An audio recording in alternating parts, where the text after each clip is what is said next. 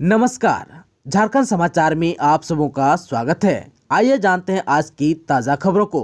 इससे पहले आपने चैनल को सब्सक्राइब नहीं किया है तो प्लीज़ चैनल को सब्सक्राइब कर बेल आइकन को प्रेस कर दीजिए ताकि खबरों का अपडेट आपको मिलता रहे। आइए बढ़ते हैं खबरों की ओर।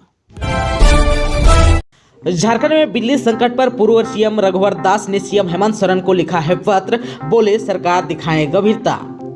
झारखंड में बिजली संकट की समस्या के समाधान को लेकर पूर्व मुख्यमंत्री रघुवर दास ने वर्तमान मुख्यमंत्री हेमंत सोरेन को पत्र लिखा है। पत्र में श्री दास ने लिखा कि राज्य में प्रचंड गर्मी के बीच बिजली संकट गहराता चला जा रहा है। गांव और शहर में लगातार पावर कट से जनता परेशान है। बच्चों की पढ़ाई प्रभावित हो रही है।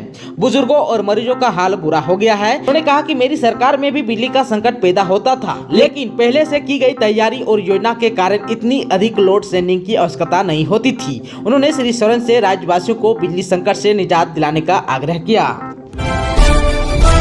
खुट्टी में अड़की में बैंक मित्र से 3 लाख की लूट और गोली मारकर घायल करने के मामले का हुआ खुलासा, 5 गिरफ्तार।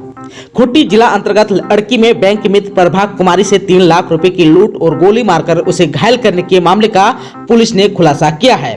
पुलिस ने उक्त घटना के साथ 7 नवंबर 2021 में अड़की तमाड़ पथ पर जरंगा के पास बैंक मित्र विवेक कुमार साहू और अनु देवी से लूट करने के मामले में 5 आरोपियों को गिरफ्तार किया है। वहीं 2 आरोपी अभी भी फरार चल रहे हैं। इस मामले का खुलासा करते हुए एसपी अमन कुमार ने पत्रकारों को बताया कि 22 अप्रैल को बैंक मित्र प्रभा कुमारी से लूट और उस गोली से मारकर घायल करने के मामले की छानबीन करने के लिए एसडीपीओ अमित कुमार के नेतृत्व में एसआईटी टीम का गठन किया गया था। तकनीकी सेल और पुलिस पदाधिकारियों के अनुसंधान से कांड का खुलासा करते हुए आरोपियों को गिरफ्तार किया गया। बिहार उत्पाद विभाग की टीम ने बोकारो में की छापेमारी, 2 ट्रक अवैध शराब समेत अन्य सामान किया जब्त। बोकारो के बालेडी स्थित बियाडा के फेज 3 की एक फैक्ट्री में बिहार उत्पाद विभाग की टीम ने छापेमारी की है। यह छापेमारी वैशाली उत्पाद विभाग और पटना उत्पाद विभाग के मुख्यालय डीएसपी के नेतृत्व में किया गया। इस छापामारी के दौरान पुलिस ने उस फैक्ट्री से 2 ट्रक अवैध विदेशी शराब की खेप को जब्त किया है। साथ ही मौके से रेपर, खाली बोतल सहित अन्य सामानों को भी जब्त किया गया। पंचायत चुनाव रद्द करने की मांग को लेकर टना भक्तों का आंदोलन दूसरे दिन भी जारी, कई सरकारी ऑफिस को कराया बंद। पंचायत चुनाव को रद्द करने की मांग को लेकर लातेहार में टना भक्तों का आंदोलन दूसरे दिन भी जारी रहा। बुधवार को टना भक्तों ने टोली बनाकर प्रखंड सह अंचल कार्यालय, अनुमंडल कार्यालय, वन प्रमंडल समेत कई कार्यालयों में अधिकारी और कर्मियों को बाहर निकालकर ताला लगा दिया। इस दौरान वन प्रमंडल कार्यालय में डीएफओ रोशन कुमार ने टना भक्तों को काफी समझाया, लेकिन किसी ने एक नहीं सुनी। वन प्रमंडल कार्यालय में ताला लगाने के बाद सभी टना भक्त समाहरणालय पहुंचे और आंदोलन स्थल पर बैठ गए। विपक्ष के आरोपों पर जेएमएम का पलटवार, कल्पना सोरेन की कंपनी को नियम के तहत हुआ भूमि का आवंटन।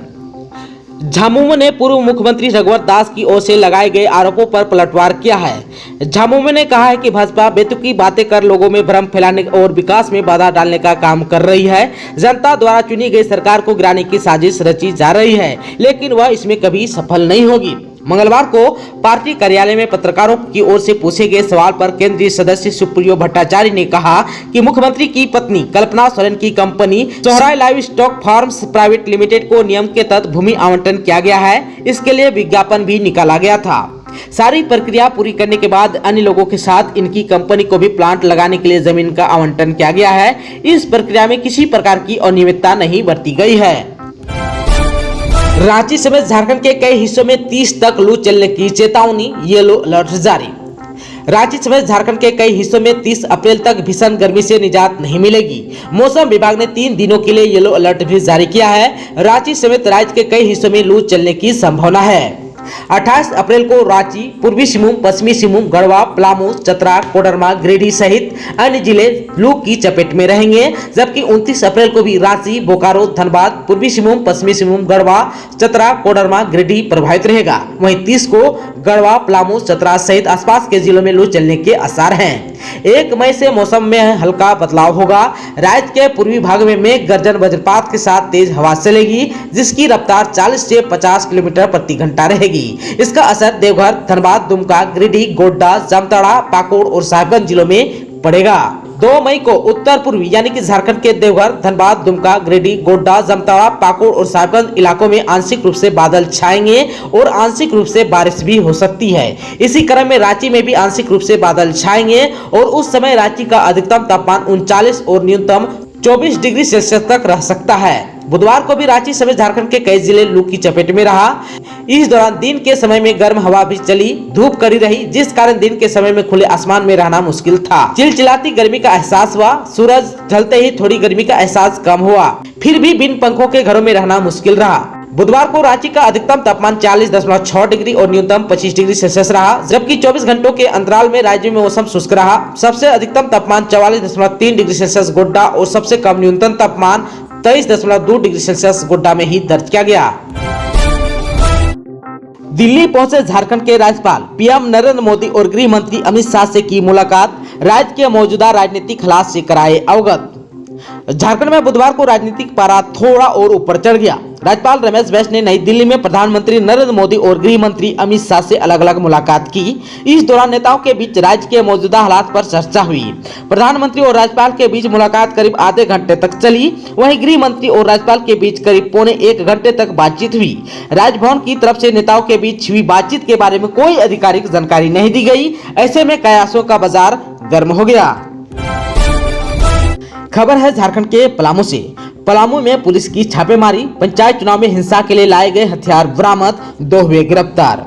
पलामू पुलिस पंचायत चुनाव में सुरक्षा को लेकर विशेष चौकसी बरत रही है और सामाजिक तत्वों के खिलाफ कार्रवाई की जा रही है। इसी के तहत अवैध हथियार रखने वालों के खिलाफ छापेमारी में 2 अपराधियों को गिरफ्तार किया गया है। विश्रामपुर एसडीपीओ सुरजीत सिंह ने प्रेस कॉन्फ्रेंस में बताया कि पुलिस को गुप्त सूचना मिली थी कि विश्रामपुर थाना क्षेत्र के गुरहा गाँव में राजेश सिंह उर्फ कलाई सिंह के घर अवैध हथियार रखा गया है। इसका उपयोग पंचायत चुनाव को प्रभावित करने के लिए किया जाना था।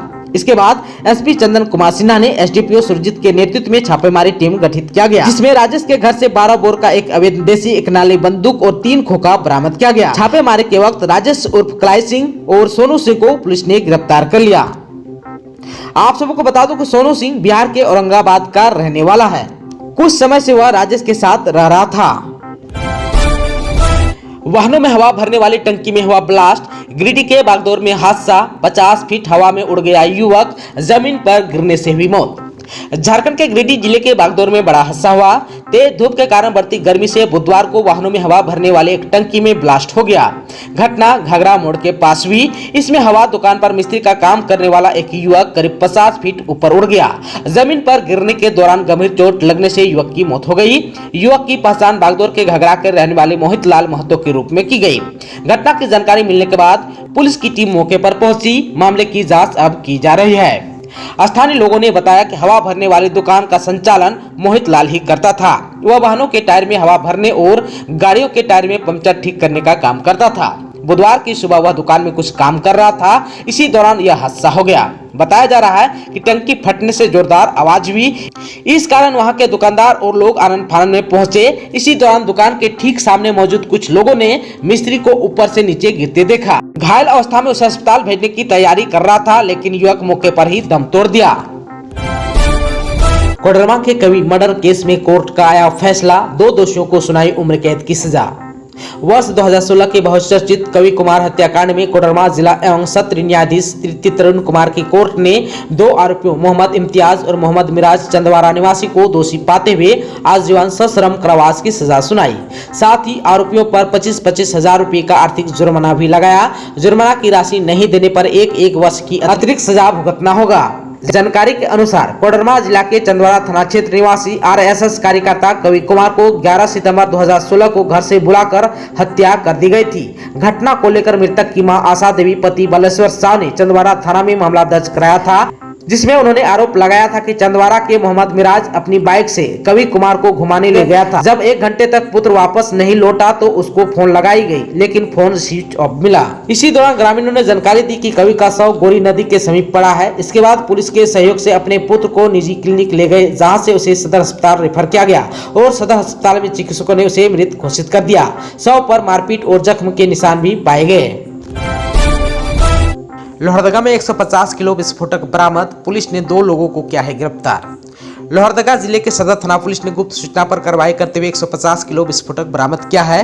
पंचायत चुनाव से ठीक पहले विस्फोटकों की बरामदगी को पुलिस बड़ी उपलब्धि मान रही है। इस मामले में 2 आरोपितों को भी गिरफ्तार किया है। बताया जा रहा है कि लोहरदगा के एसपी आर राम कुमार को गुप्त सूचना मिली थी कि सदर थाना क्षेत्र के रामपुर गांव के एक घर में विस्फोटक छिपाकर रखे हुए हैं, जिसके बाद एसपी के निर्देश पर पुलिस टीम का गठन करते हुए छापेमारी अभियान चलाया गया।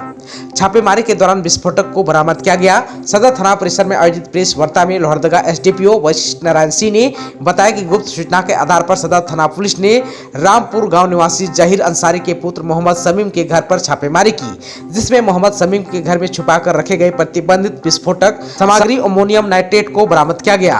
अमोनियम नाइट्रेट को 3 प्लास्टिक बोरा में 150 किलो सील कर रखा गया था। दोस्तों, अभी तक आपने चैनल को सब्सक्राइब नहीं किया है तो प्लीज चैनल को सब्सक्राइब कर बेल आइकन को प्रेस कर दीजिए ताकि खबरों का अपडेट आपको मिलता रहे। इसके साथ ही आज की खबरों में बस इतना ही। हमें दीजिए इजाजत। नमस्कार।